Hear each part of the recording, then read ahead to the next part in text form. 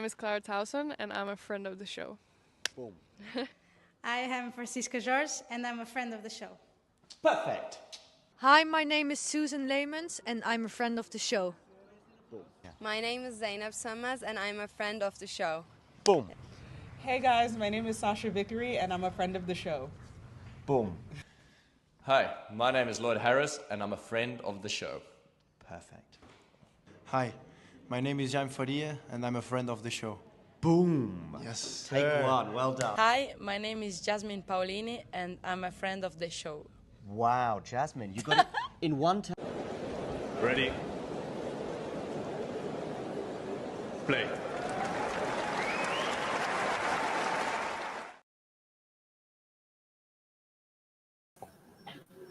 Ooh, we nearly had a show there without two hosts, but in the end I remembered to add us both to the studio.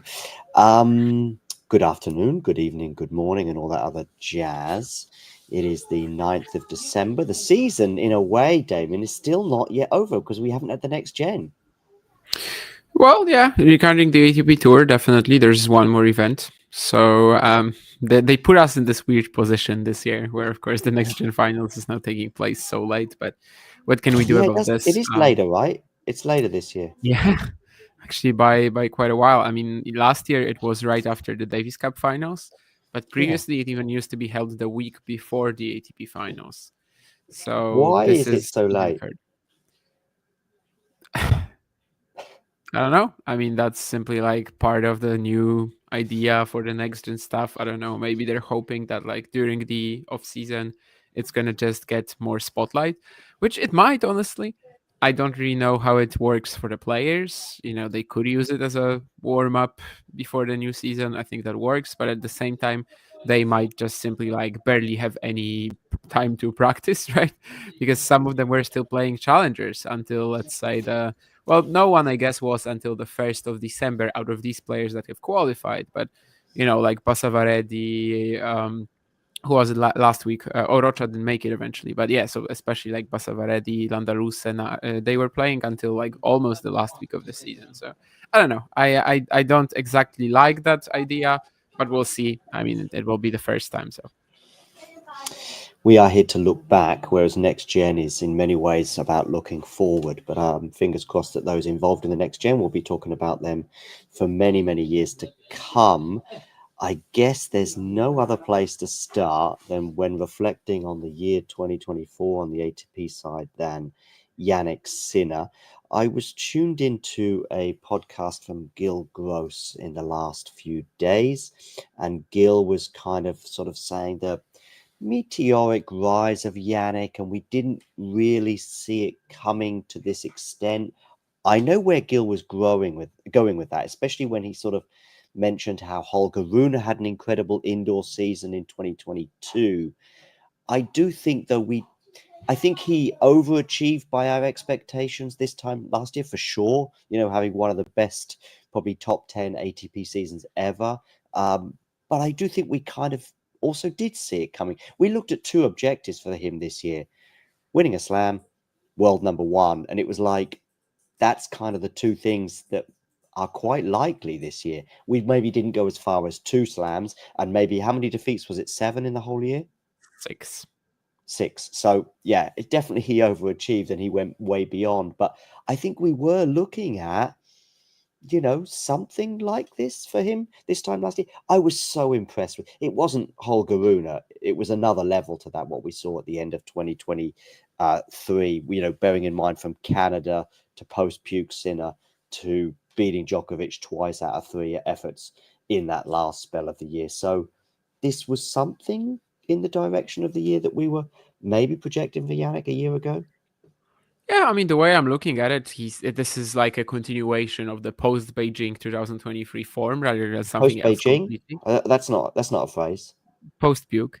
And I think that when you're looking at this, like people were sometimes saying that he should even be nominated for most improved this year. Like to me, that's just plainly wrong, simply because this is the game that we saw from him in the indoor swing of last year. Does it make it though any less impressive what he did? what he did this season, with the 6 losses, and there's some very loud chatter in the background.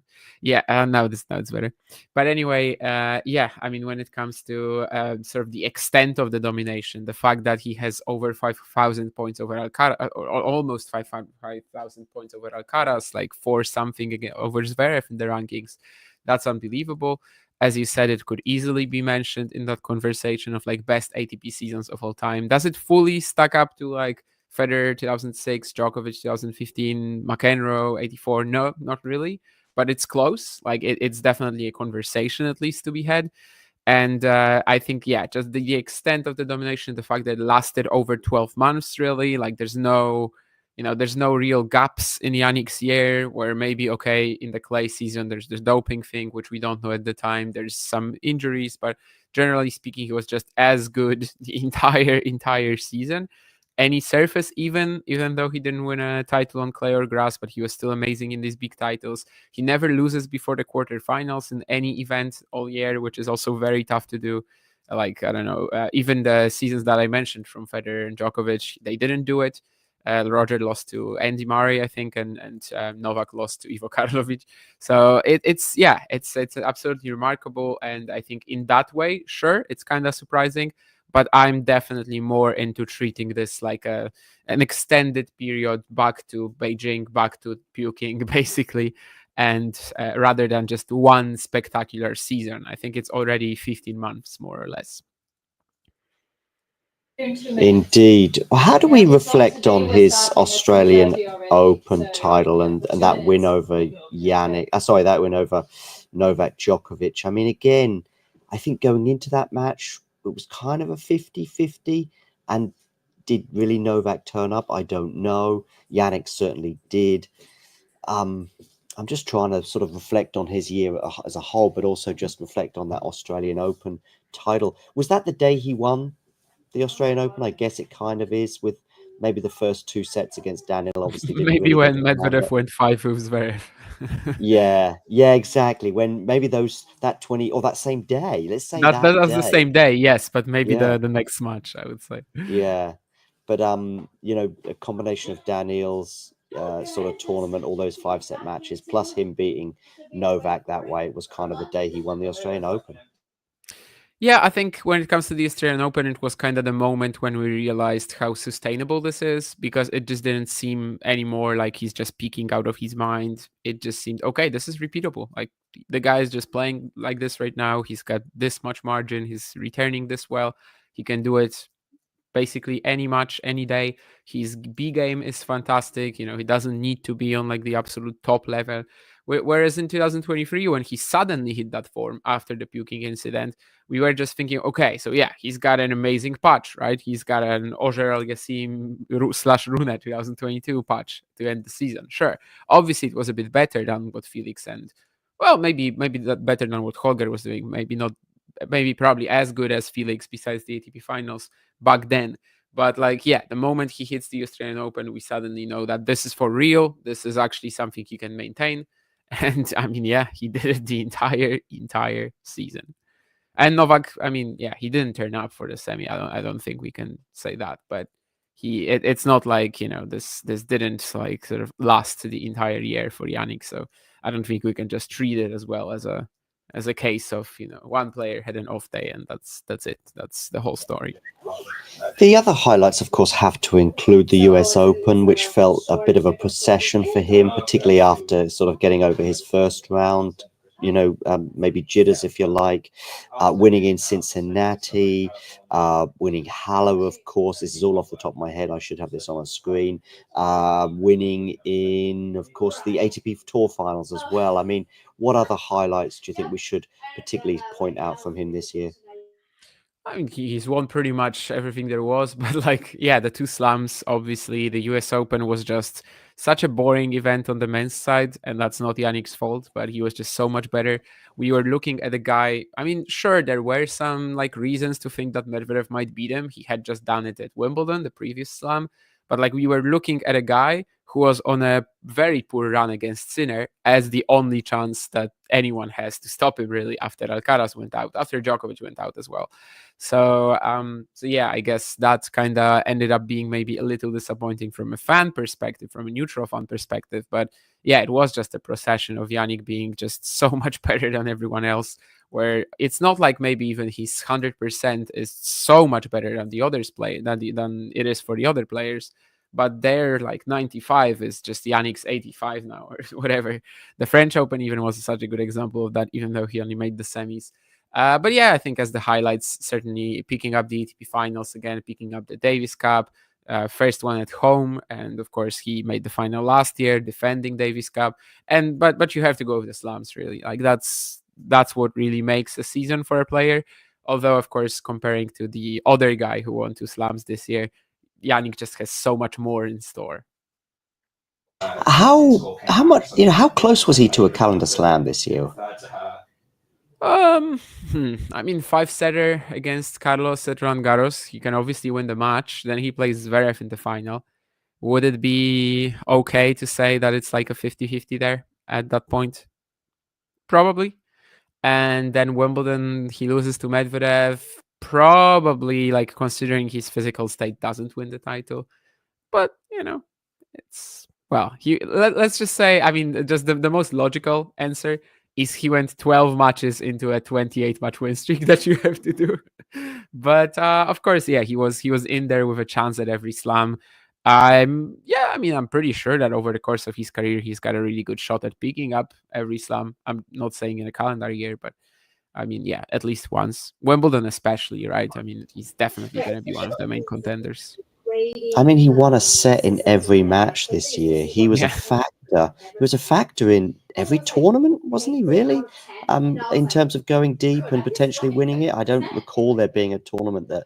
I mean, I know he withdrew from Madrid, and that would be a disappointment. Semis in Monte That was still the Carlo quarterfinals, though, right? Yeah, right. Even Madrid, that was the quarterfinals. And he's a factor. He's going into that match as one of the favourites to win the title. Monte Carlo was the same in terms of injury, really curtailed his chances against Tsitsipas. Also, you could argue that it was injury, really, that curtailed his Wimbledon chances. I don't think he was 100% in that 5th set. So, yeah, I just can't think of a tournament where I didn't think he was one of the 2 or 3 favourites to win it. Probably there wasn't a tournament where he wasn't like, the main favorite to win it at some stage. I don't really like, after the Australian Open and after he also kept it up in Rotterdam, was there ever a tournament when he's not one of the top 2 favorites? I don't think so. Maybe Roland Garros, you could argue there were like 3 main favorites with Djokovic, Alcaraz, and Sinner. Maybe that was the case that, like, during the season there were some tournaments where they were pretty much level with each other, right? But otherwise, no. Is there a slight danger at the moment, or how do we feel about Jannik in that sometimes he truly does just dominate, and the tennis is unbelievable, but it's always with a little bit more margin maybe than Carlos, and of course Carlos is obviously the person we compare him to most. As a result, do we get a little bit bored at times this year? US Open and ATP finals, I think both of them, from like a neutral fan perspective, they weren't the most amazing events.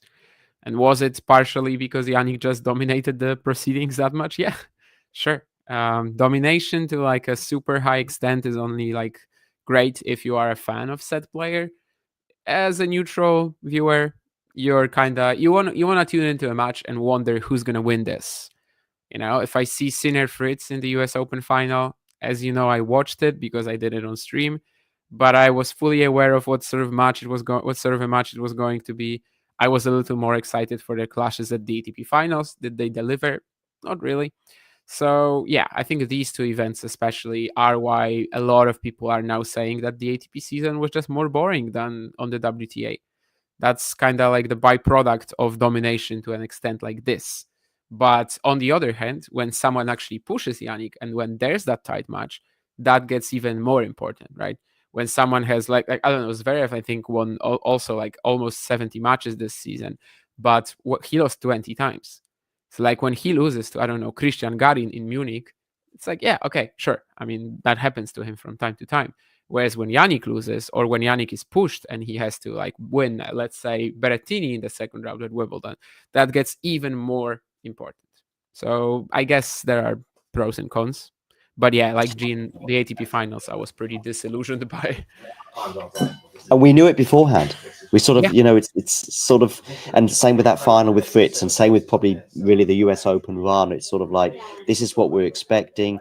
If he has a scare, that's something to look forward to, but he didn't even really have a scare. Anyway, listen, unbelievable year. Actually, is there a way of putting it in, ranking it? I do think you were right in that I know some people get very upset on Twitter about this. I don't know why, because for me, it is quite clear that some of those years that you highlighted from Federer, Djokovic, and to some extent Nadal, they obviously outrank it. I mean, 3 slams in a year, and then if you do achieve anything else, 3 slams and a 500, basically for me is just a nuts year. 3 slams and you smoke a cigar for the rest of the year, and you've had a nice year. In fact, you deserve a couple of cigars, I think, for that. So I do think that the 2 slams, the length of time at number 1, the ATP finals, it's good. But if he'd won Olympic gold, I think maybe then we'd be able to have a conversation. Other than that, I'm not sure we can. Then maybe the best way to compare it, maybe the best season to compare it to would be McEnroe then, right? Because like he loses the French Open final, and yet he still has like a better win-loss record than Jannik in the year. So it's clearly below that. The free slam seasons, most of them are going to be a tiny bit better. But I don't know. It's like top 15, top 10 at least. Top 15 at least, I'd say. Maybe you can push for top 10. Certainly not something I was expecting this year, to see someone just like completely take over from the era of incredible domination that we had from, the 3 other guys earlier. And instead just Alcaraz and Sinner, but Sinner specifically this year, they just make it so much tougher for the generation that was first like kind of destroyed by the big 3. And now, of course, there's 2 more guys that they almost can't beat. And when one is not there, then the other one is. Murray 2016 is a problematic one because he only wins 1 slam. I mean, I now understand Olympic gold and he defends it, and it's a great achievement. I just think, it's not the same level of domination that Jannik produced here.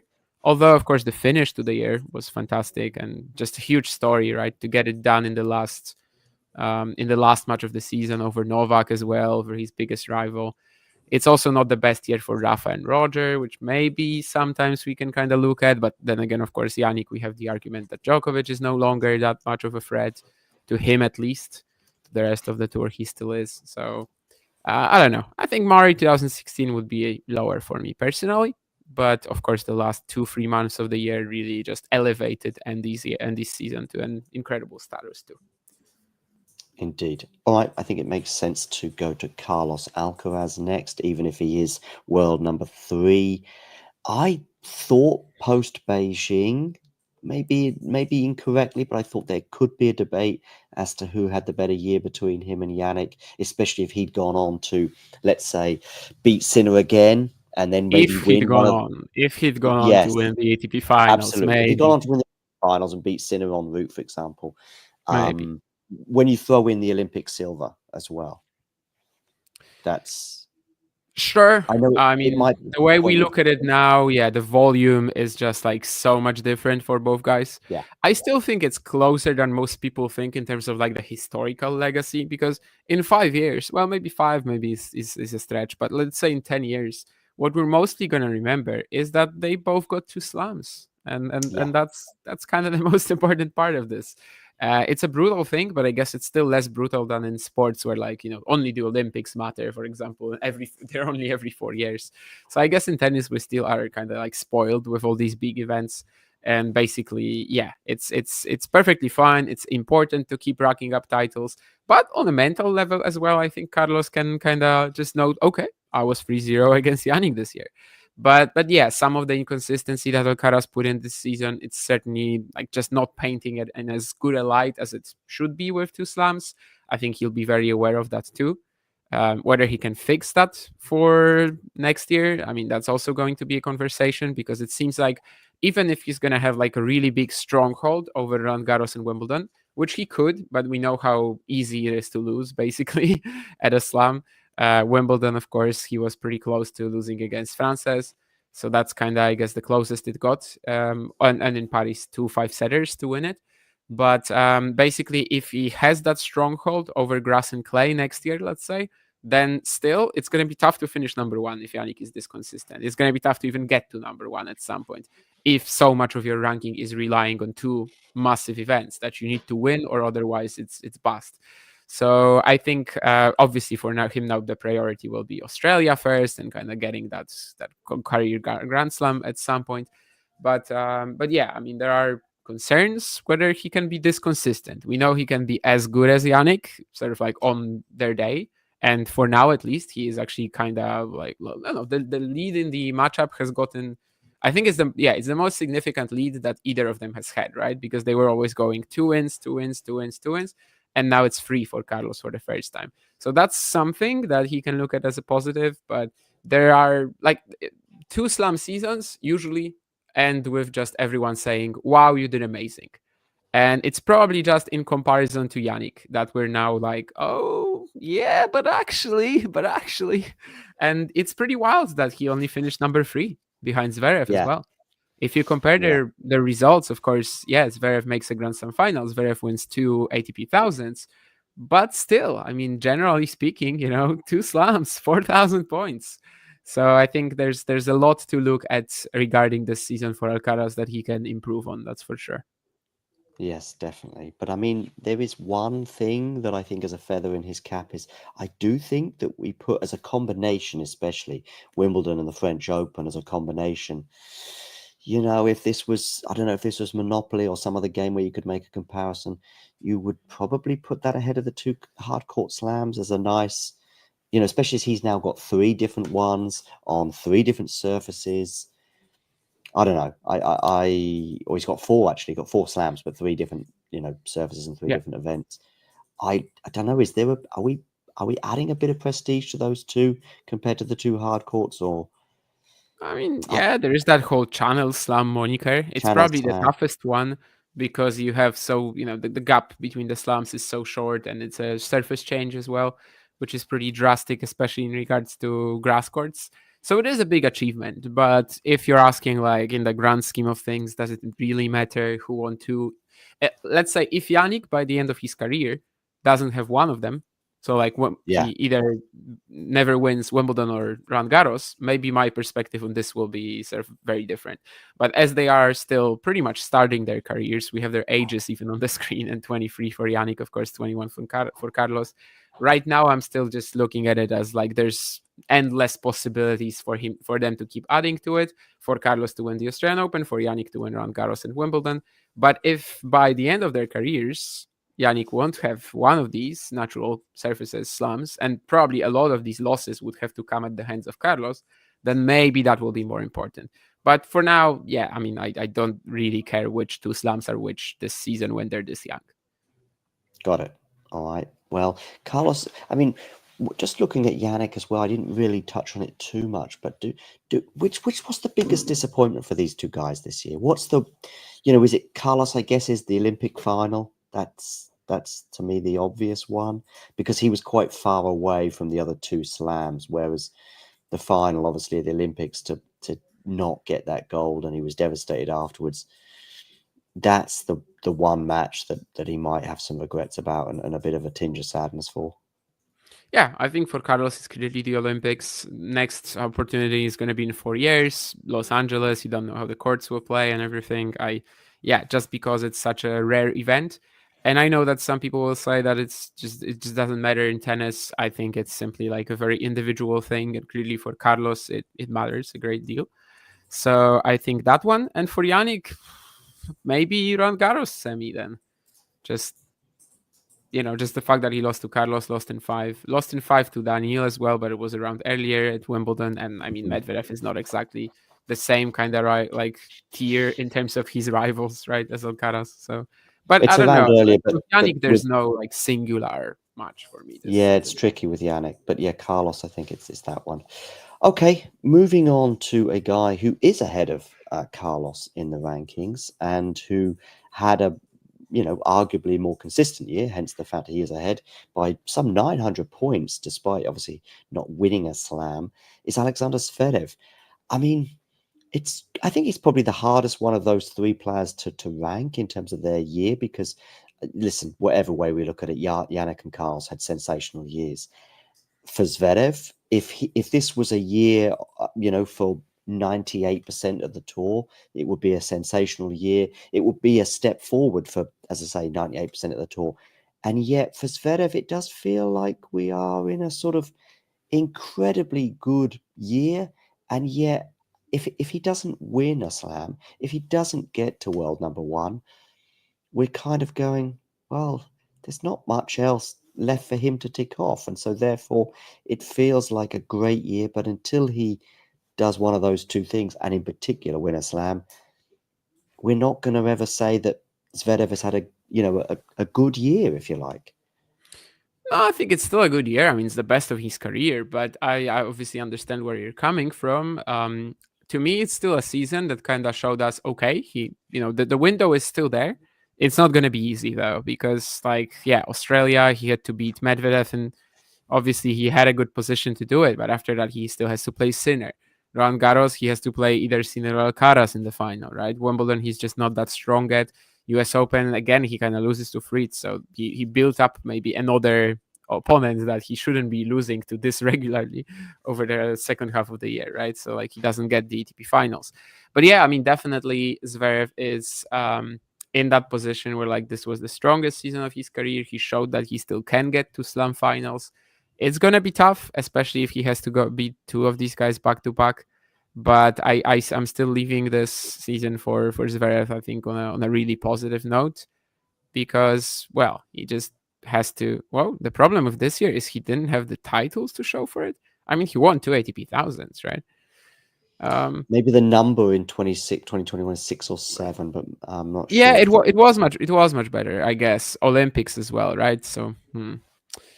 But yeah, I mean, especially the sentiment that he didn't have that he doesn't have anything left to do. That's something I very much agree with, right? I mean, it's literally just the slams now. He has to win a slam in his career.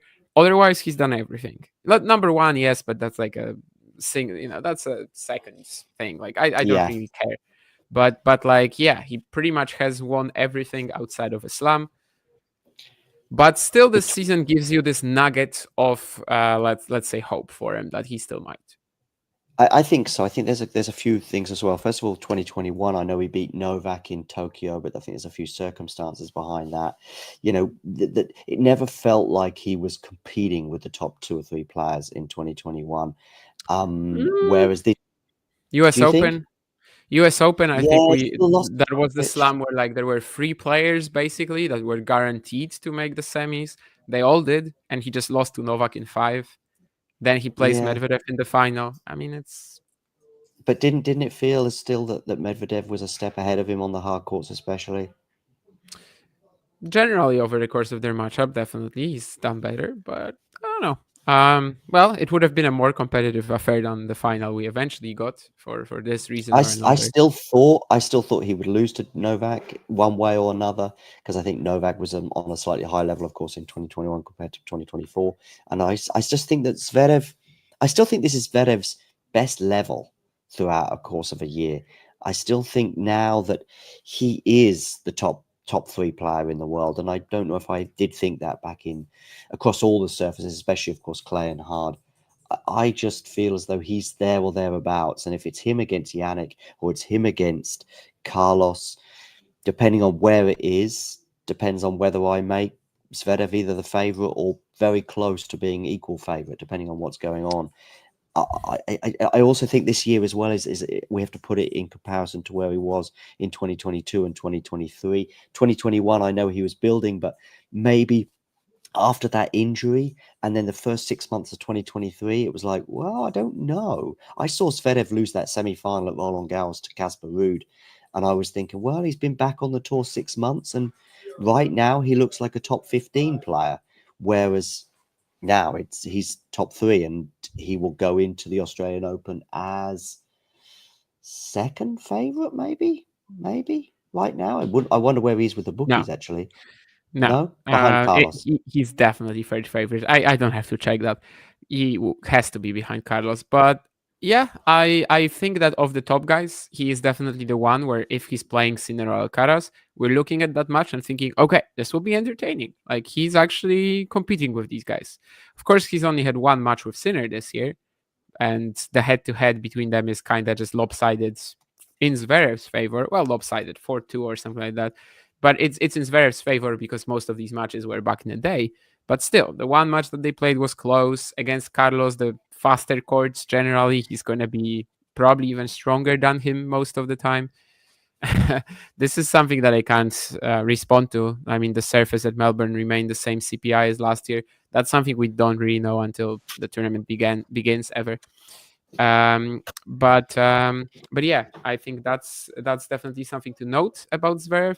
Level wise, I'm not sure I agree that 2024 is that much stronger than 21. But I have to say something. I think the poll, I didn't see the poll, but based on the comments in the chat, I think the poll was like, who will finish number one or something like that, right?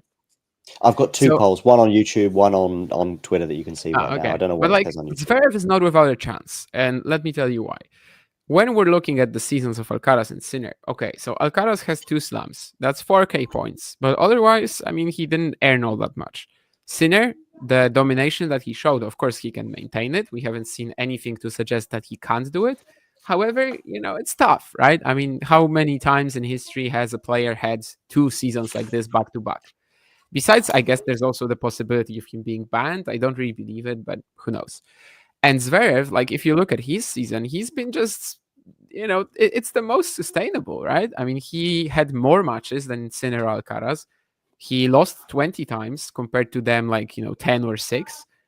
But this is something that you could potentially see him doing next year, I guess, without that much of a hassle. I don't know. I think it's possible.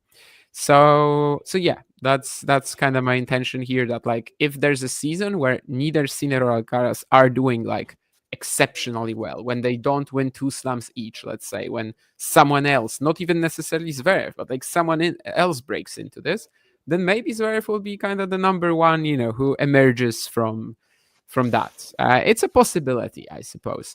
Also, he cannot afford to lose to Taylor Fritz 3 big events in a row, right? That's something that, yeah, if Zverev is going to win a slam, he has to be beating everyone else outside of Alcaraz and Sinner, and losing to Taylor Fritz at Wimbledon, US Open, and ATP finals, that just won't cut it. So I don't know. That's the sour taste, I suppose.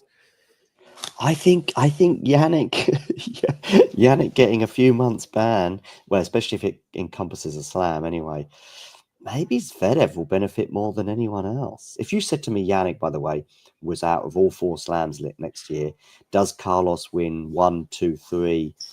I'm probably going for a similar figure, whichever way. I mean, of course, Carlos would have a better chance. I just know that Carlos is capable of just falling asleep at any point, at any moment, in any match across the year.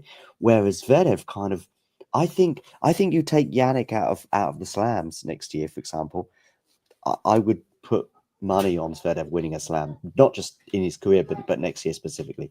Now that comes to the point, the question: does Alexander Zverev win a Grand Slam in his career?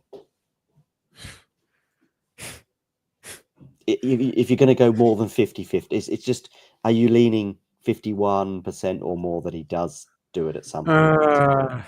I mean, okay, let me say it like this. I think it's pretty unlikely. No, is it pretty unlikely? Okay, let's just say next year, 1 slam isn't won by either Alcaraz and Sinner. Do I have the trust? Do I have the trust that Zverev will do it? Because he can lose to Taylor Fritz at 3 big events in a row. He shows up in that final and he plays Daniil Medvedev at one of the hardcourt slams. Yeah, I don't know. That's kind of where I am with this, I guess. So maybe it's less than 50 for me right now, but it's not that close, probably. For me, I'm going 51% or more. He wins a slam at some point in his career, and I probably have changed a few times on that. Like I say, summer of 2023, I would have been less than 50%, but right now I think I'm slightly ahead. I also think the Fritz thing is overplayed. I'd like to see it a couple more times before I start to believe that he's Zverev's boogeyman, so to speak. But yeah, anyway, that's where I am on Zverev. And by the way, by the way, yes, the hearing will be after the Australian Open to the question. February, I think. Yeah, I think it's pretty much set for. There is another question actually, which has been prompted by something that I saw in the chat, where it was like a pity we're not going to see Zverev against Sinner in a semi-final in Australia. So those two may well be avoiding each other for a few more weeks or maybe even months if something does happen in February. But from Carlos's perspective, I think I know what you're going to say, but I do think it's a question worth posing. Who would he rather face in the semi-final if he gets that far and with a draw, Zverev or Sinner in Australia? Still, I know you're going to go Sinner. I don't care about the arguments. I mean, still Zverev. It's still a big enough quality gap that you don't want to face Sinner. But sure. I mean, I understand what you mean, but nah, it's like, okay, it's worth posing a question like this, but the answer is clear. Okay. I'm not sure. Okay, let's move. You really on. overrate head-to-heads sometimes, I think. You think? No, which is weird because I kind of tend to do that. No, I don't think I do. I just think in Australia, I think Zverev having beaten him in 4 sets last year. I like Alcaraz against Sinner. I think it's close to a 50-50 wherever they meet. Yeah, I don't know. If it was in Indian Wells, so this is why it's not head to head. If you said to me Indian Wells, would you rather play Zverev head or to Sinner? head plus conditions, I guess, but at the same time, Sinner Alcaraz, like, when have they last played on a quick court? They haven't, so therefore relatively quick. I'm here for it, and I don't know if it will benefit Sinner that much, but it might do. I think it's a toss up for me. I wouldn't, if I was Carlos and he ends up in the same half of the draw, I'll be checking on Zverev's results every day that I'm playing as well. Whereas, yeah, of course you'd be checking on Sinner as well, but not that's not a good argument. I think I just think it's close. Like, okay, it's not like uber close for me, but generally, like, whichever half you land in, who cares? Like, you just have to show up and beat them. Like, really, like Zverev, Sinner, you if you want to win the Australian Open right now, you have to be ready to beat them. It's very unlikely that you will be able to do it without playing one of these guys, or like at least it's a little unlikely. So I think we can address this question because actually I didn't touch on the doping thing in terms of Jannik, in terms of 2024. We've done it a huge amount. I did consider it, but then we spoke about so much of the on-court stuff. I personally don't think if it hasn't impacted him over the last 8 or 9 months, which it doesn't seem to have done really, I don't see that impacting him in Australia either. Yeah, I think it's fair to say that, of course, this is something we're just like speculating on. It's, after all, human psyche is so complicated.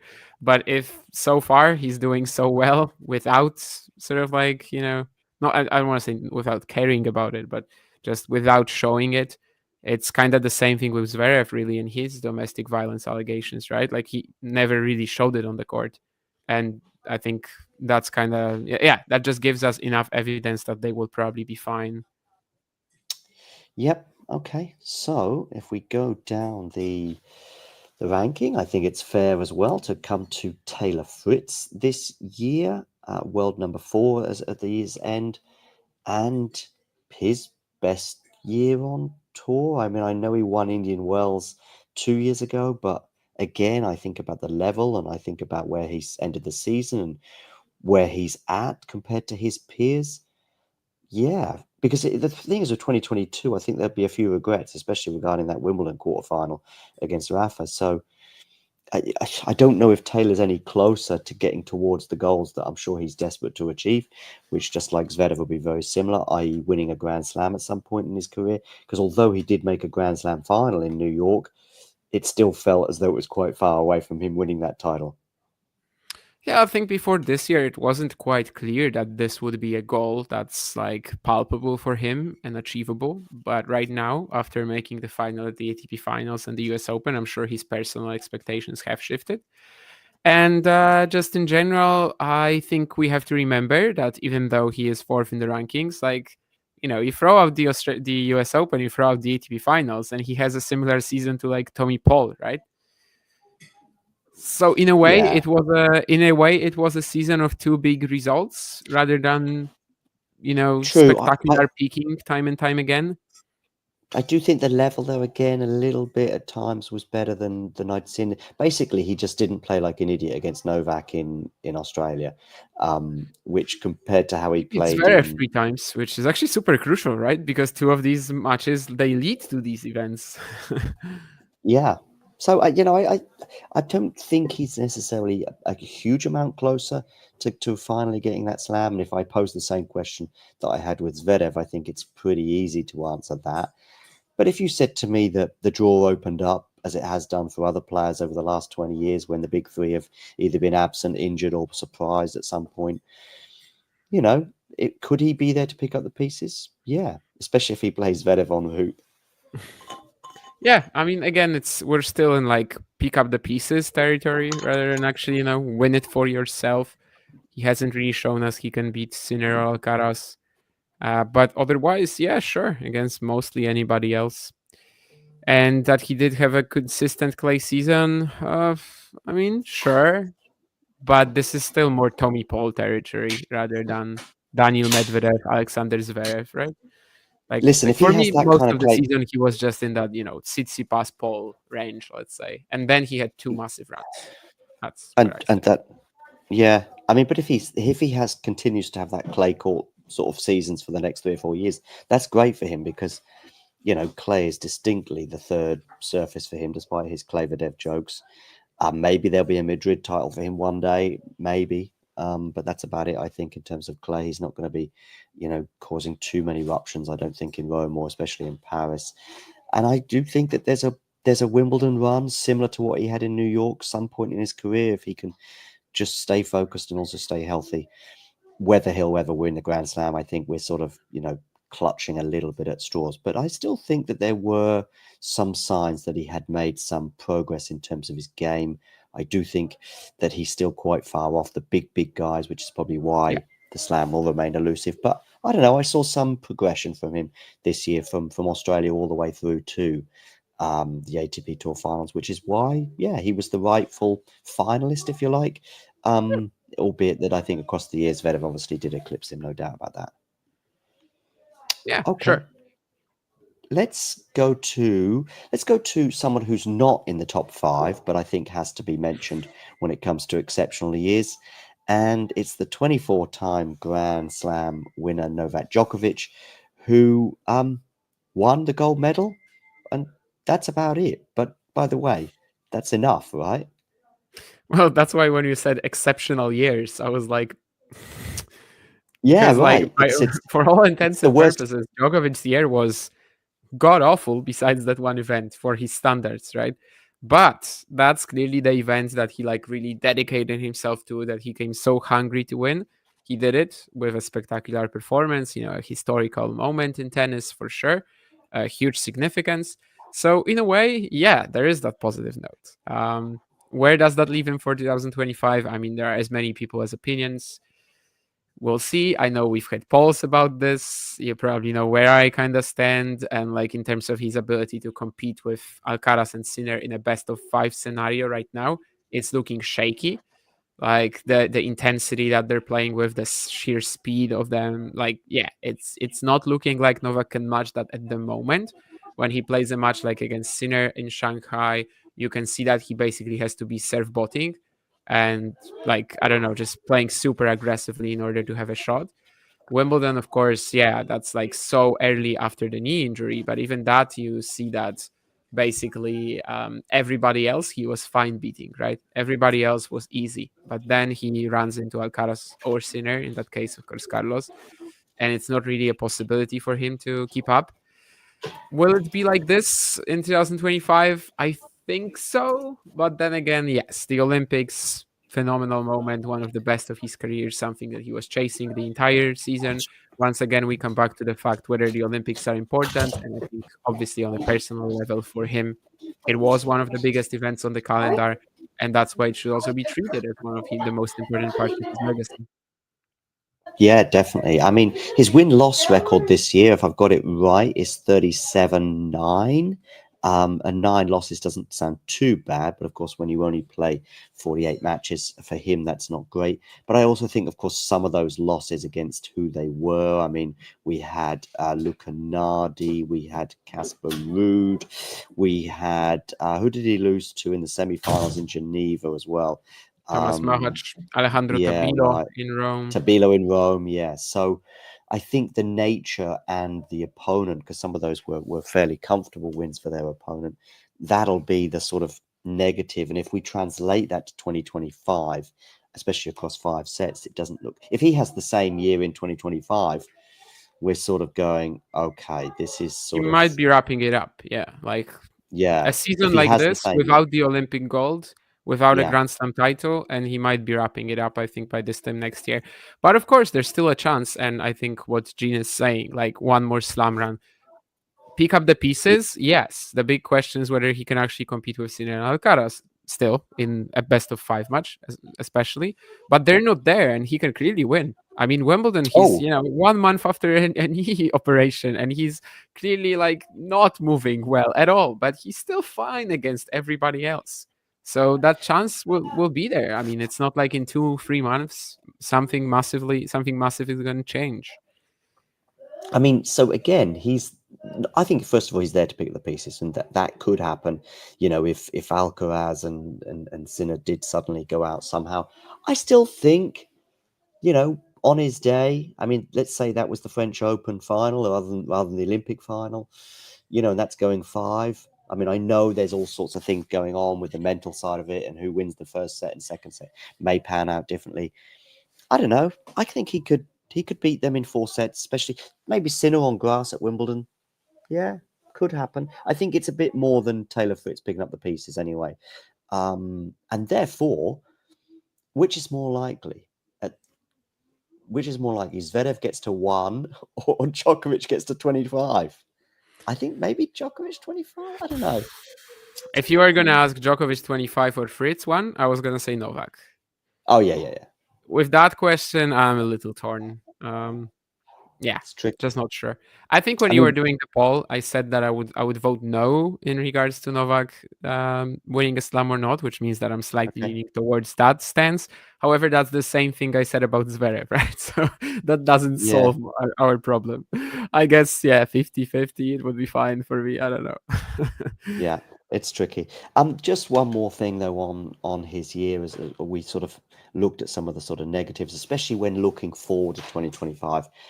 But I have to say, when you mentioned the Carlos point, and obviously Olympics and how disappointing that is for him to not win it, and then you're looking at LA, and it's better to get that objective. I was thinking with Carlos, it's better to get that over and done with, like Rafa did at the beginning of your career, and then you can sort of fill in the pieces elsewhere. So Novak, of course, has gone about it the opposite way, not obviously to his liking and to his desires, but that's how it panned out.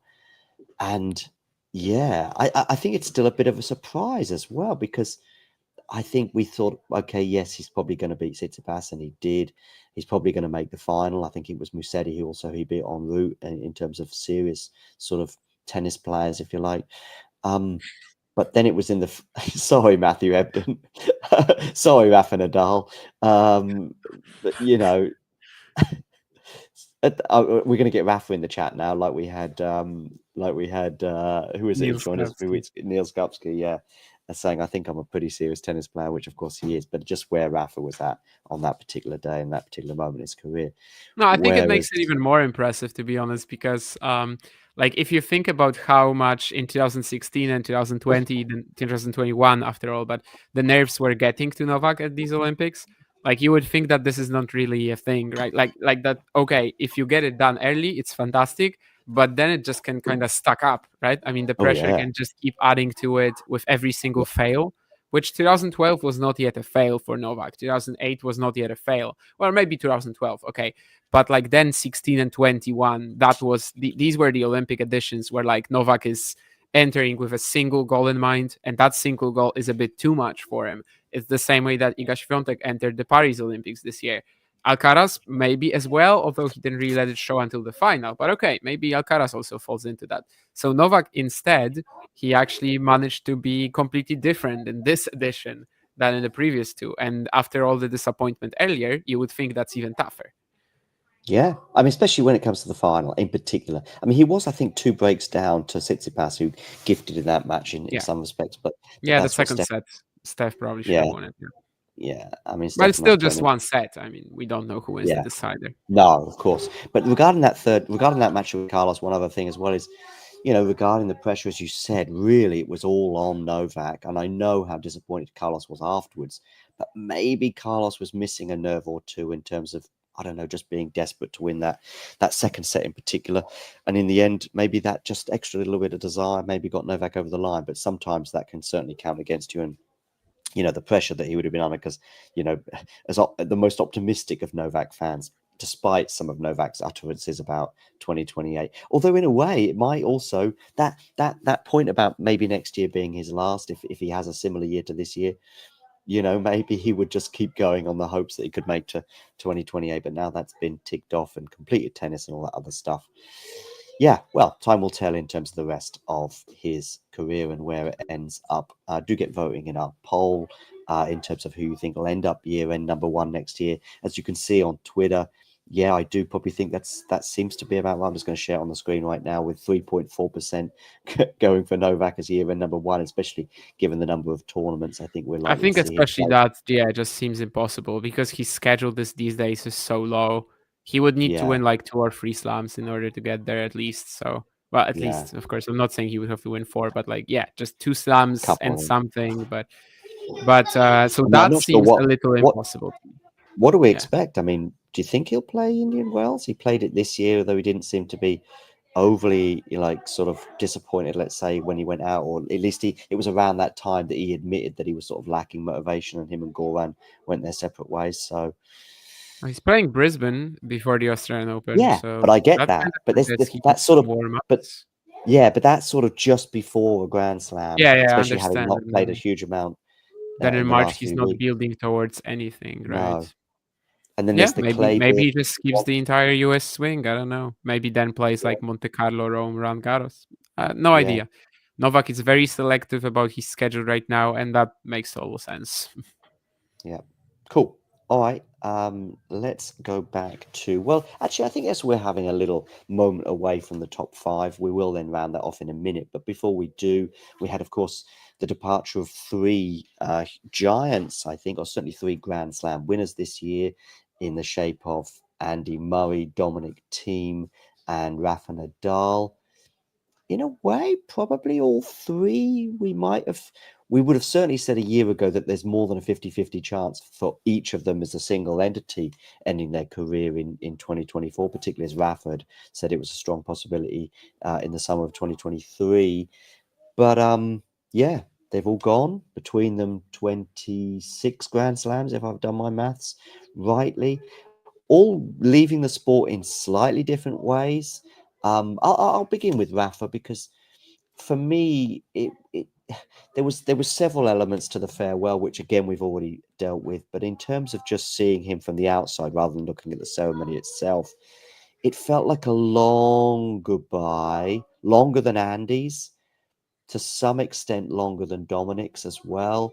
And so therefore the impact didn't quite, hit as hard as maybe I would have expected, and didn't hit quite as hard as maybe Rogers did. I know Roger didn't play much for the last couple of years, and there's a lot of comparisons there in terms of the injury, but that sort of statement that came from Roger still felt a bit like it was out of nowhere, particularly as 6 weeks before we'd seen him at Wimbledon come on the court and suggest that he wanted to play Wimbledon one more time. Whereas with Rafa, those absences from Laver Cup in particular, but also the US Open that preceded it, and not because of an injury.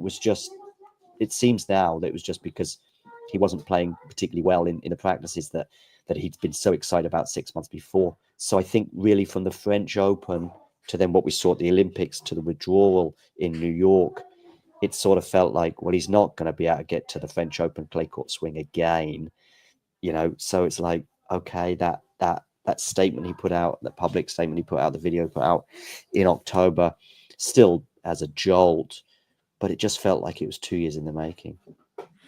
Yeah, I mean, we were pretty much just like waiting for it.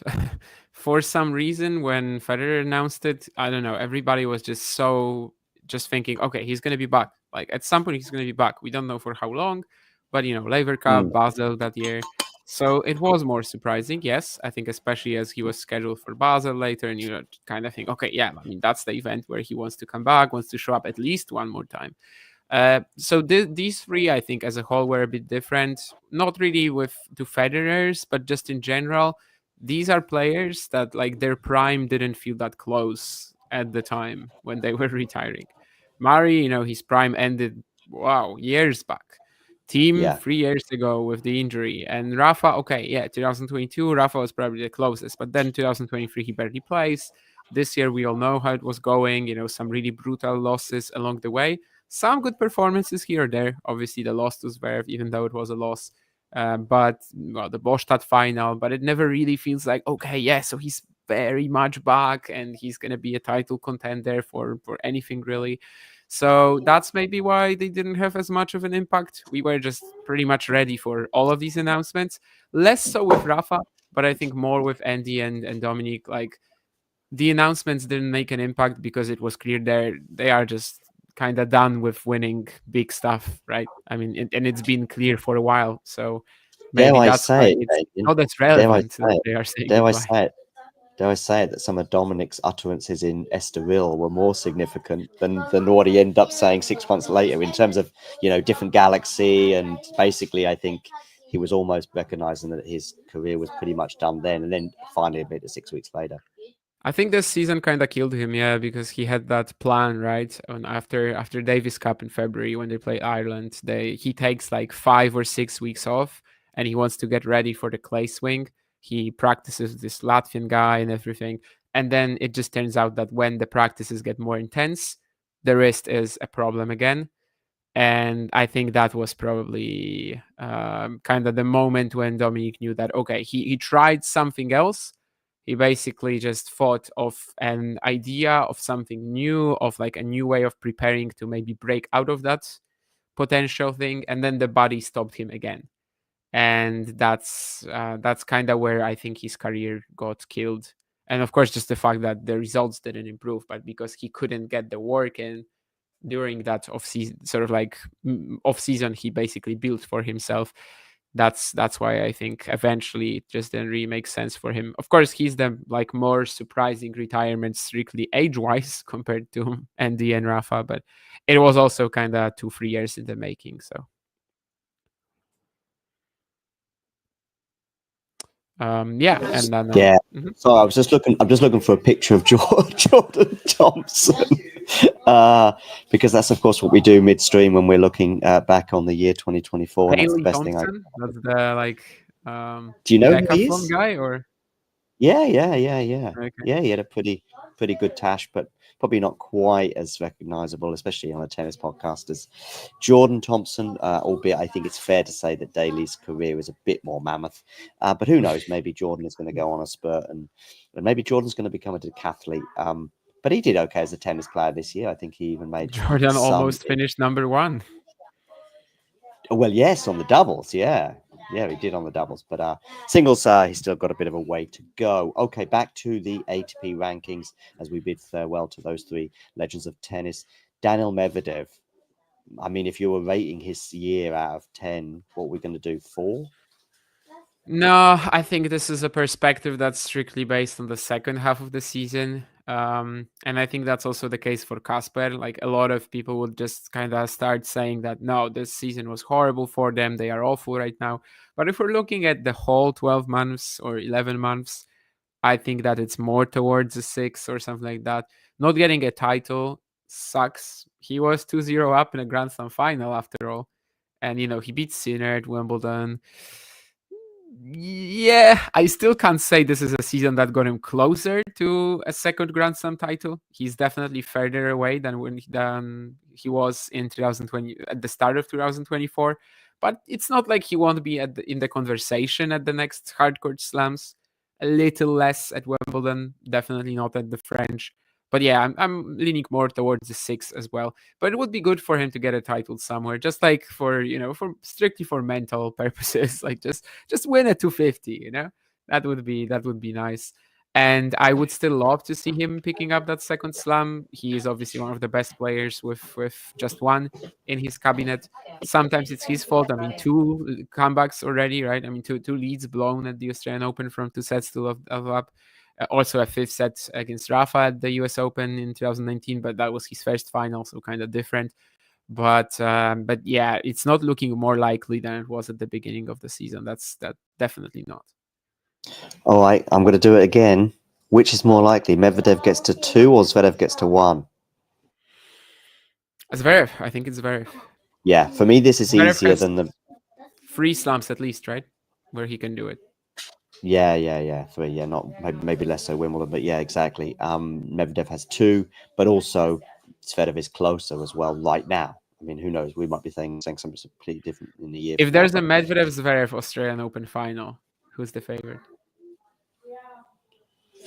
Can I wait until I look at their parts? I mean, if you told me that Medvedev was tearing it up en route and Zverev was beating Cam Norrie in 5 sets, then I would lean Medvedev. But if the form is with Zverev, I know about his mental issues, and how he's found it difficult, and sometimes he gets a bit tight, and sometimes his sort of tennis does go off a bit. But I still think that he can get over those. And if he's playing much better than Medvedev, then I would go Zverev. Yeah, right now. Yeah, it's tough. I mean, this year, of course, they played in the semis. He went up 2 sets to love. It's kind of a joke he didn't finish it off. That was one of these losses where the mental issues showed up. They were both struggling en route, though. Medvedev had that 5-hour match with Rusevuori. Zverev had 5 sets with Klein, 5 sets with Norrie. So yeah, I guess this time it was like even, but yeah, it's not close. I would also like to see how. I mean, it's close. I would also like to see how they would actually get there and everything. Still can't believe enough people aren't talking about Medvedev versus Zverev. You mean the Australian Open? We wanted to have it in the top 5. It just missed out. But me and Vansh especially, we definitely were pretty high on that match. In my personal top 5, would it make it? Probably. Yeah. Okay, so. Okay. I take myself off mute and put myself on mute from time to time. Sorry about that. Yes. So if we look down the rankings, Damien, and we do get to the aforementioned Casper Ruud. I'll be brief on him. I do think we heard some good utterances again from him in Estoril.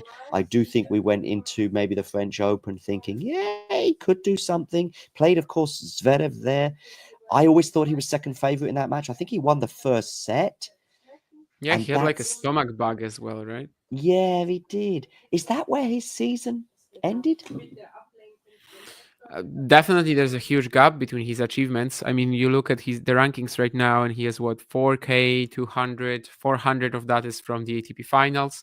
About 400 that he gained between the French Open and the ATP finals, and 3,400 that he gained just before until the French, which is and included the French, of course.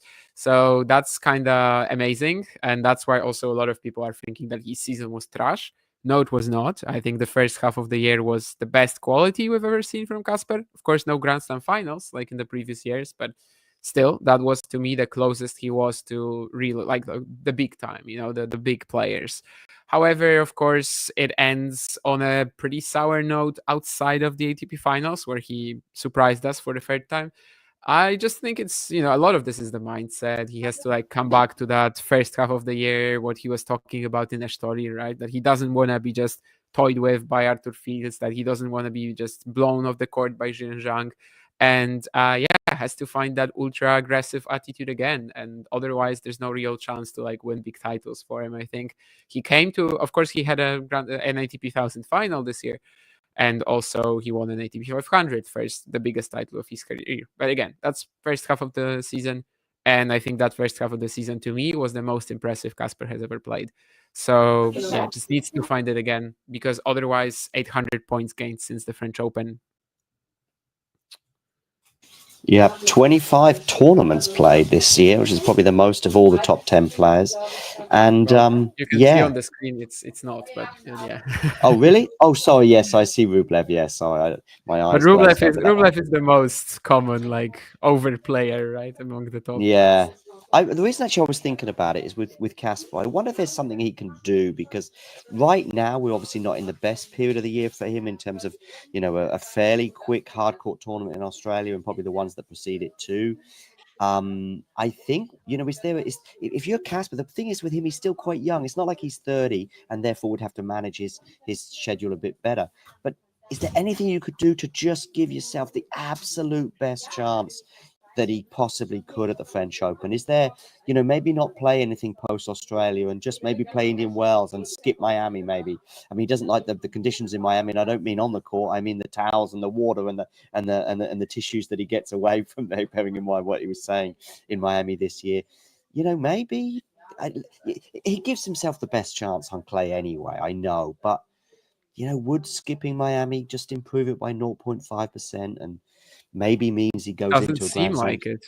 I mean, did his scheduling this year impact his chances at the French Open or his performance there? No, not really. I mean, I don't know. I don't know, but just it would be annoying for him one year if he picked up an injury in Miami that then ruled him out for part of the clay court season or all the clay court season. Yeah, but I think, I mean, this year he definitely didn't ruin his French Open chances with anything. No. Wimbledon, he ruins his chances every single year by not caring about it, to be honest. But then, of course, US Open, kind of not his fault. He gets that, a set and a half that's actually pretty amazing against Fritz, right? Maybe in an alternate universe, maybe Casper Ruud makes the US Open final again. No, it's probably Zverev, but still, I mean, it's not a possibility we can really exclude. Of course, he was sick in the preparation and just didn't really have enough in the tank in that match. But yeah, it doesn't seem like his scheduling hurt him this year. These are some tough. Well, the question from Gina is tough. Who's more likely to make another Slam final, Fritz or Ruud? I think maybe Ruud has a more specific chance, right, at the French, that there's always that possibility, but Fritz maybe can do it kind of across the board, not necessarily as high a chance as Casper has in Paris, but just overall maybe that brings him up. And but the question about Ruud ever winning a Grand Slam, it's still unlikely. It's kind of always been. Yeah, it is. I think you're right. Yeah, especially if he keeps running into... Well, because, of course, throughout his career, he's going to be running into Rafa, Novak, and now it's going to be Jannik or Carlos, or maybe both in Paris. But I would probably just go Fritz with that question regarding Fritz and Ruud for some of the reasons that you laid out. Rublev, by the way, Madrid obviously winning that tournament this year was a high for him, but it sort of felt like a bit of a strange tournament in many factors, and maybe he benefited from that. Carlos wasn't quite 100%, was he? And then, of course, playing Felix in the final has to be a bit of a dream final draw for Rublev. I guess it's a step back this year, right? I think so, yeah. I mean, he still made the ATP finals 5 times in a row. Amazing achievement.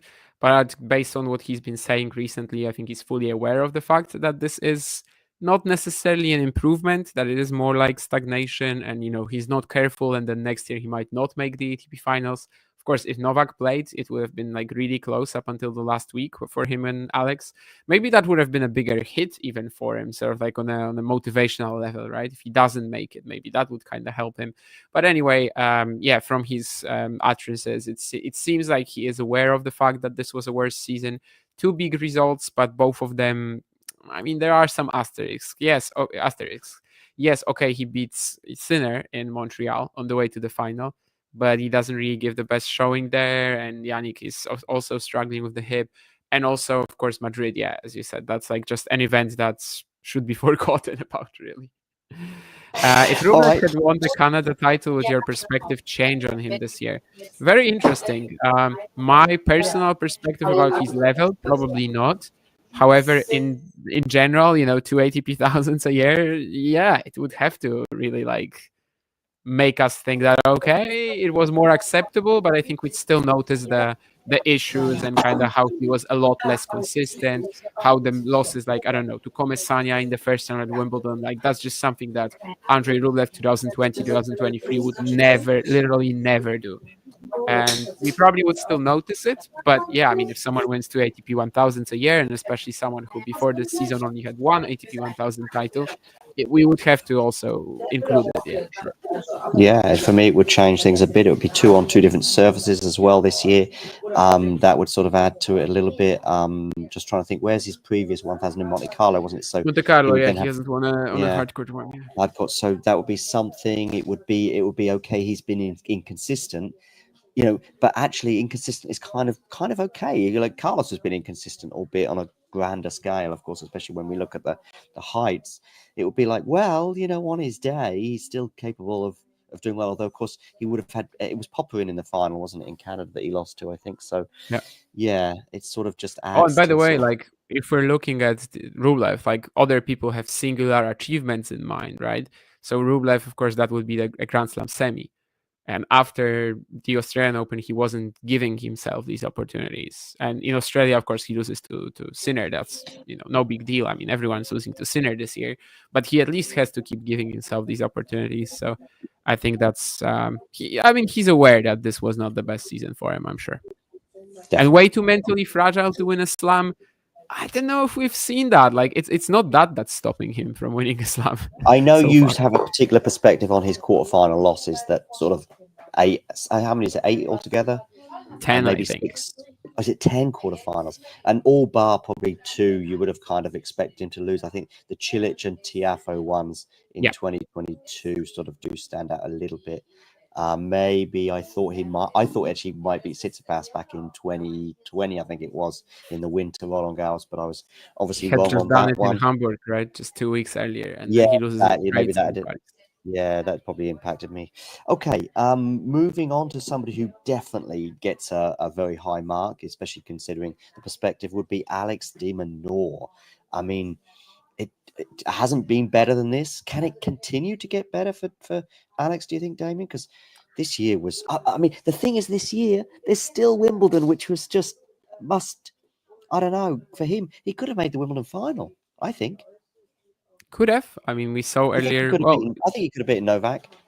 With the way we saw that Novak was a little physically compromised. Would he be able to play the tennis that he did against Holger in the 4th round indoors, where he was just like serving out of his mind and playing super aggressive tennis? Would he be able to pull it off against Alex? I don't know. I would love to see that match. Like, I would love to see how it plays out. That's for sure. In general, I mean, this season should just be a big motivator for Alex going forward, making the ATP finals. Fantastic achievement. Also, with everything that happened in the second half of the year, the hip injury, still making the US Open quarters, despite clearly being a bit like a zombie at the time. Then probably, like, also, I don't know, maybe he would have ended his season if not for the fact that Turin was on his mind. So it's amazing that he made it there. Is he still sort of like overwhelmed by most of the other top guys? Yes, absolutely. ATP finals, they kind of showed it too. And he's never gonna be like Jannik Sinner, right? But if he can stay at this level consistently, that would already be a big win. And I think over the years he's definitely done some amazing work, just maximizing what he has. Maybe not yet maximizing, but basically making his game a little bit more applicable and a little bit more, let's say, just with the times. In the first half of the year was borderline a top 8 player. I mean, probably both parts of the year he was like borderline a top 8 player. Yeah. But first half of the year especially. Guess where he finished? Guess where he finished in the rankings? That's where he finished. Borderline top 10. Borderline top 8. Yeah. So, other than Zverev, who's the one with highest chances to be a new slam champ? It's a tough question, actually. I guess we don't have like natural candidates right now. So like, what, we would have to go Fritz, Ruud, or are we gonna like hunt in the low, lower down? I think we can hunt. We can go like Arthur Fils, right? Or we can go Holger Rune. Arthur Fils, Holger Rune, Jack Draper, Hugo Humbert. I mean, I was gonna say Hubert Hurkacz. I mean, I guess it's just one slam per year, or one slam in particular, not one slam per year. By the way, how damning is it that we're not mentioning Stefanos Tsitsipas and we're already mentioning all those other players? I know. I was thinking about him for a brief second, but it seems like now on Roland Garros is a decent possibility, but he can't beat Carlos on clay so far. He can't beat Carlos on clay, yeah. There is one thing I wanted to come to. That just one de Minaur. is I think on grass, the matches that he could have against Carlos over 3 sets and Jannik over 5, weirdly enough, if this makes sense, that if he plays Carlos in, he has played him in Queens, unfortunately he lost that one, but yeah, I don't know. I just think that over 3 against Carlos and over 5 against Jannik, that's the surface where I think he might be able to make the dynamic not look as boring and as predictable as it normally does against. I think I said it at some points this year. Like, to meet Tsitsipas against the big players, like, he can win matches 2 ways on clay by just being a really good, like, all-round player. Sorry, I've gone back to De Minaur. I was talking about De Minaur Okay. there. Sorry. Okay, sorry. I kind of got tuned out because I what was I thinking of? Yes, there's a lot. Yeah, no, Tsitsipas I on started grass. thinking about Hubert Hurkacz and thinking if he's in the top 5 or top 10 players who are most likely to win their first slam. And I think you can make a case for him being like top 5 even, because we're not thinking about him. He dropped in the rankings a bit, but especially at Wimbledon and Australia this year, he could have been in the semis easily. I think he might be in that conversation, even though his US Open record is obviously atrocious and he would never win a French Open. De Minaur, yeah, I think probably the faster the conditions still. He doesn't have like that much quality on his shots, right? He doesn't have too much like shape, pace on the ground strokes. So he needs that quicker court to be more aggressive. He needs that serve to be working well. He's been much better at the net last few years. So yeah, I mean, that's maybe where he should be at least having that chance to beat the top guys. It's just not really materializing. Like against Sinner, he's just losing to him in any conditions possible. So let's see. Hopefully they play each other at Wimbledon and maybe he can, if he takes a set, it'll be a step in the right direction. Okay, I don't want to dwell on many of these players for too long, but we can talk about Dimitrov, Tsitsipas, Tommy Paul, I guess, and Hubert Hurkacz. They sort of feel like Francis Tiafoe. I don't know if you want to say anything about any of those players. We sort of did just touch on Steph, for example, and Dimitrov is probably, I think we were talking this time last year about how consistent his year was, but yeah, maybe just not quite as good a year this year as he had last year. I mean, he dropped it a touch, that's for sure. But still, when we're looking at the overall sort of like outlook of his career, 2017, of course, the best year of his career for sure. ATP finals, Cincinnati, and everything. But the last 2 seasons, like that's still, yeah, as Gene says, like 2023 and 2024. This is the best he's been in his entire career besides 2017. So I can't be disappointed about it, really. I think the ship has sailed, but the ship has sailed like 5 years ago rather than right now. The other players that you mentioned, I mean, yeah, Tsitsipas is completely irrelevant of clay this year, which yeah, I mean, it's not really like by accident though, right? It's like continuous, it's years of not being able to add anything on that backhand corner to be able to relieve himself of the pressure coming from the young guys. It's also the appearance of Sinner Alcaraz. Clay, he was still one of the best, so I can't be like fully negative about his season. I think he was really impressive on clay. You mentioned Francis Tiafoe. I think his season is just like literally US Open, but still the fact that he's for the last 4 years he's peaked time and time again at the US Open, that's pretty amazing. But it's still just one event, really. Wimbledon was a bit of a turning point for Francis for me in that 5 set we had against Wallace. Third round. Okay, and he also made the final in Cincinnati. I know what you guys mean. Okay, so that's packed into like 1 month. Yes. I'm not talking about Wimbledon because it's still a third round loss. He did come close to beating Carlos, but he wins that match and what? He wins the title? No, sorry, I don't think so. However, yeah, Tommy Paul just still consistent, still really good. I don't have that much to say. And who was the 5th one? Hubert Hurkacz. I mean, for half a year, he was still on track for like a 9-10 finish, just like he was in the past 2-3 years. However, then the injury, it leaves us with some questions, but also exciting changes in the coaching box, which I think for a while I've been saying that like I would like to see him push himself in that way, try something new, because clearly whatever Boynton was gonna teach him, he already did. And I'm glad that he did something like that. And yeah, I think he's actually among the most likely players to win their first slam. I'm not saying he's top of that list, but bit of Polish bias there, Damien. No, not really. Because when you look at it, like, who is more likely to win a slam, Hurkacz or Tsitsipas? Equal. I think it's Hurkacz. Yeah. I mean, yeah, And, maybe. that's a thought that I just got, That's a thought that I just got, and that's when I kind of dropped attention and didn't realize he went back to the Minaur. That he probably is like borderline top 5 of that conversation, which is pretty wild. I, before suddenly thinking of it, would never place him there. But I think, yeah, we shouldn't really sleep on him too much, given that he dropped in the rankings. He can be as good as he was last year, and the first half of it, of course. But of course, there's also the knee questions and everything. In Paris, he was still just unable to play. So I think, Jim, yeah, I actually started liking this idea right now. Yeah, maybe. What about this? What about this bunch of players, Damien? Draper, Runa, Feast, Shelton. I don't think Musetti, I guess. Yeah, that's a sort of group that we could talk about. For me, Feast is kind of an interesting one because I tell you what, his Latin American swing, the Golden Swing, was just like, oh my goodness, I don't know what's going to go on with Feast. It could have been a year worse than Holger Rune has had in the last year or two, and especially I think of those two quite a bit in terms of the way they play, but also in terms of the expectation and the dynamism around them. But I was really concerned for Feast, particularly it seemed like his motivation in Latin America didn't seem to be there. So I was thinking to myself, why not do what I would expect you to do, which is to play the sort of European indoor season, Rotterdam, and I think there's a tournament in France at that time of the year as well. Particularly given his nationality, it did kind of surprise me. Yeah, I mean, he lost 6-love to Fonseca, 6-love, 6-4. I know, but still, and he wasn't injured in that match, not to the best of my knowledge. And yet, Feast, of course, I'm sort of beginning it in a negative term. He's won 2 ATP 500s in 2 of the best matches of the year. Yeah. One last thing. Yeah, I think what Ghosty says about Hurkacz as well, just it might be that it will be a complete bust. That Lendl and Masoud, they just say, okay, we can do nothing with that forehand. You're a serve bot. Sorry. But at least he's gonna try, right? At least it really shows that he wants more, which is good.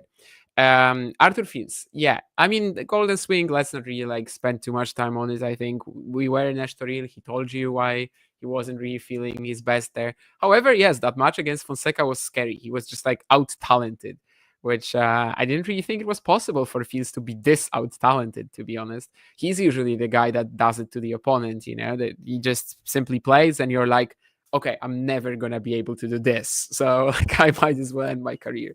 Of course, you then don't, but like that might be a thought that enters your head. Now it was Fonseca who did it to Fils. But yeah, the 2 ATP 500s, I think it still was progress this year. It wasn't maybe progress like, as consistent progress as I was hoping for. But given the highlights, it was perfectly fine. Next year is when we would like to have, I don't know, a big ATP 1000 run, a big Grand Slam run. I don't know what big means to you. To me, it probably means like let's say final at the 1000, semi at the slam, quarter at the slam. It would be a big run. So I think that's kind of where we stand with Fils. Still, he made progress. It wasn't the perfect season, but 2 ATP 500s is amazing. You mentioned Jack Draper. Some people were saying that like he has to be the most improved player of the year. To me, they are just simply underrating how good Jack already was before this year. I just think the game was pretty much there already. But that doesn't mean he didn't, of course, make big progress ranking wise, and winning the ATP 500 in Vienna. Should be a very consistent, like top level player over the next decade or so. Is he like slam winning potential? We'll see maybe. I think his peak game might not be as good as some of the other young guys that we're talking about, but his floor definitely is. Who else was there? Musetti, big improvements in grass, very good clay swing as well, which last year wasn't even the case. Still, hardcourt game doesn't really exist, at least against the elite. But I think if he can continue to be as good on grass as he was this year, that would be fantastic. Just 2 surfaces is fine, really. Just he has to be really strong on these natural courts. And Wimbledon semi is, of course, something we weren't really expecting before this year. And who was the 4th player? Ben Shelton. Yeah, I think we said already that like this was more of a stabilization year. It's just a question of like whether this level is not his maximum, but whether this is something he's going to be doing every year, or whether this is like kind of the worst that he can do. I am operating on the assumption that he's not going to be worse than this year, really. Like that, this is maybe, well, not the bottom, because it wasn't a horrible season by any means, but I'm thinking next year he should be improving from here. That after just kind of getting used to the tour fully this year, next year is what I would also like to see some results.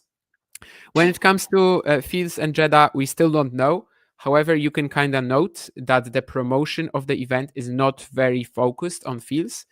There are some posters with Fields and Medvedev, but that's of course because of their final last year. Hamad isn't even eligible this year.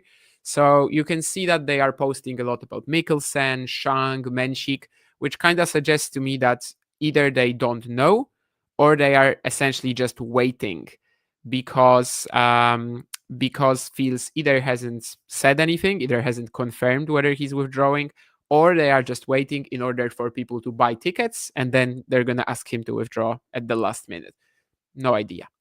What was the thing about the forehand that you showed? Was it something? Oh, it was just funny. Yeah, it was somebody sort of just making fun of or adding to what you said about her catching the forehand, just laughing about it. Okay, one of these players that we've just highlighted, Rune, Rune, Feast, Shelton, and Musetti, and Draper. So there's 5 of them. Which one is the most likely to finish top 8, top 9, and therefore make the two in finals next year? Rune and Fields, probably. Yeah, I don't think that's Rune's controversial. We see Rune kind of. We're far from giving up on him, and we see his trajectory going back in an upward direction next year. Sorta. I mean, that would be the goal. I think Holger and Stefanos, right? They were the 2 guys who were in the ATP finals field in 2023, but they weren't in 24. So that's kind of like very natural, disappointing seasons. And that was disappointing from Rune. I mean, it was just, again, nowhere near as good as his clay swing in 2023 or the Paris title in 22. There were some highlights, though. I mean, he probably should have, if not for the net court, he should have made the Cincinnati final. How does he do against Sinner there? No idea, because he's kind of in the Zverev boat of like, you actually believe that he can trouble Alcaraz and Sinner, whereas some of the other top guys, they can't. Of course, most of the time, he's still going to lose to them. But yeah, I mean, next year we kind of would love to see more. I guess the standards, the expectations are much higher for Holger because, well, he just made them, right? At the beginning of his career, he made the expectations much higher than Fields has so far or than Draper has so far. So I think for him, the standard that he has to achieve in order to call next year a positive is higher. But yeah, if you tell me that like Holger Rune is going to be in the top 5 next year, I would say, okay. But if you told me Fields was going to do it, I would be like, tell me how that happened. That's interesting. Whereas with Rune, he can either stay at the same level or just explode. And we have no idea. And I don't think this year has gotten us any closer to like knowing how it will go. I also don't think he should play, Jean. In fact, I think he won't. And they're probably just going to now announce it like a few days before the event. Damien, you do this list, I think, on an annual basis of players that you sort of project as going into the top 100 in the following 12 months. Have you got anyone who's not in the top 100 right now entering the top 50? I think there are a few possibilities. I haven't written about this player yet, but Joao Fonseca, definitely people will be looking at, and the top jump 50? that, let's say, I don't know. I mean, Yulchek Shang finished the year in the top 50, for example. Has he done like all that much at the ATP Tour level? He made a semi in Hong Kong. He made a semi in Atlanta, and then he won a title, right? So he's done a lot, but well, Menchik did it too, or at least at some point was in the top 50. I'm not sure if he's there still. So yeah, I think Fonseca is one possibility for sure. Fernley is already in the top 100 though. Medvedev again, like he just has a fit year and sorts out some of these issues like we've seen at the slams so far. He's still yet to win a match in a slam main draw, and a lot of that has just been looking like pretty slow and heavy footed, and these kind of questions like keep circling back. But to me, he's also fully capable of reaching that sort of a ranking. That's the ones that kind of like came to mind instantly. Is there anyone else along that group that still hasn't broken the top 100? that could maybe make a jump like this. Well, this year we had Pechi Pericard, who did it from outside the top 200, right? This year we had someone else as well, I'm pretty sure. Oh yeah, Darderi, Navone as well. I think guys like this probably won't happen. Like someone like Darderi, Navone winning a lot in the golden swing and then also sustaining it to an extent. I don't really know if that's going to happen to anybody. But yeah, maybe I would say that Medvedev, Fonseca, these are the best bets. Okay, I'm going to say the first thing that comes into my mind when it comes to these players, okay? It's just going to be the first thing. It's going to be about their 2024. And it may be accurate, maybe inaccurate. I'm just going to go off the top of my head. And I want you to choose one of the topics to close us out with, Damien, okay? So you just hear me out. You'll hear me mention about 10 different players and 10 different things. And I want you to close us out with some of your thoughts on one of those players and the topics. So I'm looking down the rankings, and I've got Khachanov injuries. I've got Sebi Korda, maybe injuries as well. I've got Tabilo and good wins, including that one, of course, over Novak in Rome. Popyrin, of course, has to be Canada, although you could sort of put a negative in terms of what happened at the Davis Cup. But yeah, Popyrin, Canada has to be. Mahac, just solid. Baez, golden swing. Felix, Madrid final. Lehetska as well, some solidity, but again, injuries very much undermining his year, particularly as things were going up. Bublik, underarm serves. Berrettini, unbelievable win-loss record. Am I right on that one with Berrettini? Nuno Borges, peaking and maximizing his potential. Not sure how much better it can get. Mickelson, fun, albeit a little bit controversial at times. Brandon Nakashima, Vanch. Tell me something. Oh, wow. I mean, we have Ghosty in the chat, so we should probably talk about Korda, right? But no, he's kind of like perennially the guy that everybody says, okay, so out of the Americans that we have on the tour right now, he's the one who hasn't reached his full potential. And the situation doesn't change every single season. Like, we're still looking for that. And of course, the second half of the year, he just got injured, so we don't know in which state he's going to come back. However, yeah, Wimbledon was pretty funny that he got. I can tell you which state he's going to come back. He's going to come back in Florida on a practice court. That's the state or some. I forget it. It's a terrible joke when I've disrupted things. Continue. Yeah, it kind of is. You could have said the state of, in Australia, wherever Melbourne is. I'm not sure. Anyway, Victoria. I think it's Victoria, yeah. I kind of lost track now. But anyway, I was going to say that Wimbledon was pretty funny because some of us, myself included, thought he was going to go really deep. And he does, of course, draw Davidovich Fokina. He then actually has a lucky loser inserted into that place, which is a more dangerous lucky loser than his initial draw. And he loses to Pechi Pericard. But, he still wins Washington. He makes the semis in Montreal. He beats Zverev in Montreal. So it's funny, but yeah, we're pretty much the same at the same level with Korda the last few years, right? We seem to think that he still has more to show, but he's not really doing enough to basically make it, to confirm it. So I think that's going to be a fun storyline as usual in 25. Kind of just the same time and time again. You mentioned Berrettini as well, and obviously he had a pretty spectacular comeback. And that Madrid tournament is going to stay with us, I think.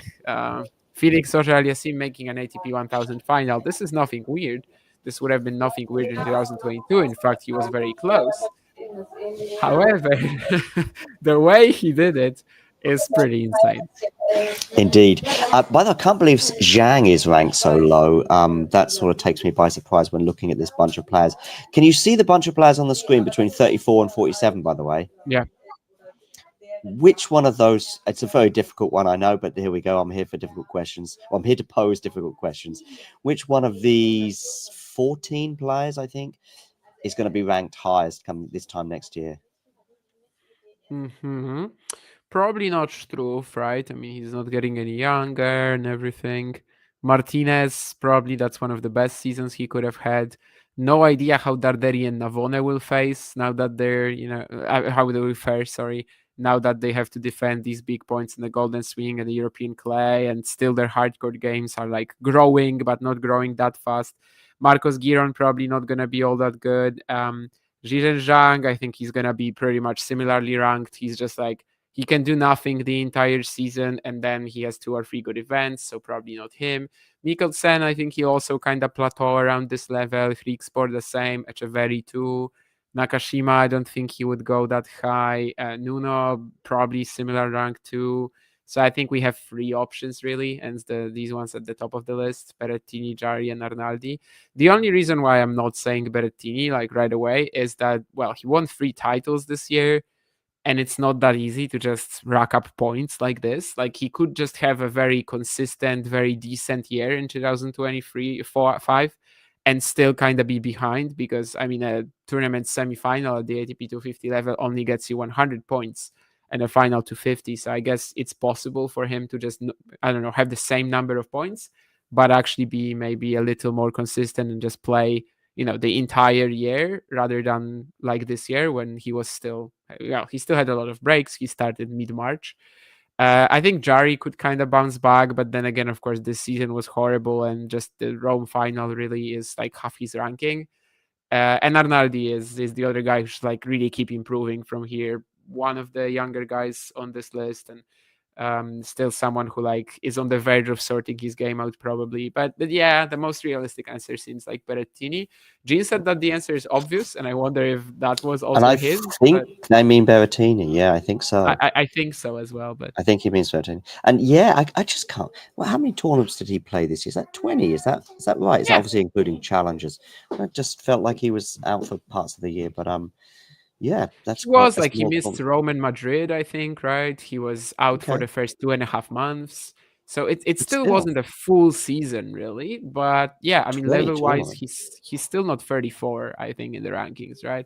Like, level-wise, he's still about, let's say, I don't know, bottom top 20 right now. So yeah. So for me, it's a bit obvious in terms of the fact that he's number 34 on this list, and that's where it begins. But yeah, I would probably put money on Berrettini from that list. Mikkelsen, though, there is one thing I would say. I know you said that you can see him sort of landing at a similar spot. I don't know. Mikkelsen could be anywhere between 30 and 102. Oh, even in that way, okay? Because I knew you kind of like when I his said game. but the problem was, as soon as I said 100, I was like, I think that's a bit too low. So that's why I went 102. Let's just say that Alex Mikkelsen at the moment kind of looks like more of a Jensen Brooksby, Brandon Nakashima ceiling than a Taylor Fritz ceiling. And that's kind of where I am. I mean, I think I see some slight differences in terms of, I think the peak fun might be a bit higher than Brooksby. The peak what? Peak fun, peak entertainment. I mean, that doesn't matter at all. No, I know, but I just think that the peaks will be a bit higher and the lows might be a bit lower. That's why I give that wide sort of sure. range of... I mean, Brooksby is definitely like his closest comparison regarding game style. It's still not the same, not at all. But yeah, Brooksby's a bit more of a wall, no? Brooksby's a bit more of a wall. Is he coming back, by the way? Yeah, I mean, we'll see, but he is in the Australian Open draw with a protected ranking. So it looks like one of the events pre-Australian Open, or maybe the Australian Open, will be his first. Yeah.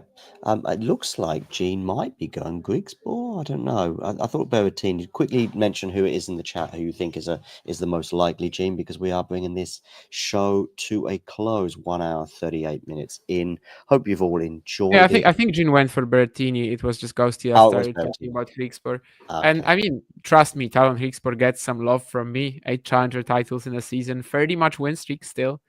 But yeah, I mean, he's probably just gonna be around this 21 to 50 range forever at this stage, which is fine, of course. All right, cool. I think that's a thorough reflection on this year, but also a glance towards next.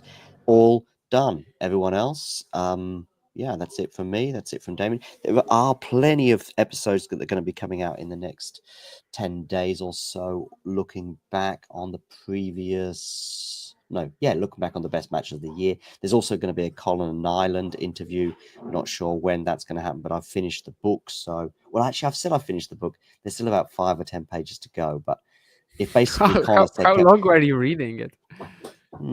Couple of months, I guess, maybe a bit less, something like that. I went on spurts. I went on I'd read it. I read 100 pages in 3 or 4 days. Yeah, but you read it in 3 days. I know. Just for the sake of this is the book. This is the. I've got it. Yeah, I've got it with me in my bag. Actually, I've still got 5 or 10 pages. I've actually I've had an email from Connor during this show. I need to check it and see what it says. But it's now an award-winning book, or I should say, he's an award-winning author. So we'll see where our interview ranks with him, because he's been on more shows than Damien has challenger tournaments. If that quite works, I don't know. But he's been on he's done quite a bit of media, and I think some of it may be bigger than Talking Tennis. But let's see. I'll interview him and I'll say, Connor, where does this interview rank compared to the 20 or so interviews you've done across European TV over the last few weeks? All right. Anyway, that's it. Make sure you hit the like button. Make sure you subscribe. You're going to get that reminder as well in a few seconds. And we'll see you all very soon. If you enjoyed this video, make sure you hit that like button. Don't forget to subscribe and click that notification bell so you don't miss out on all things tennis.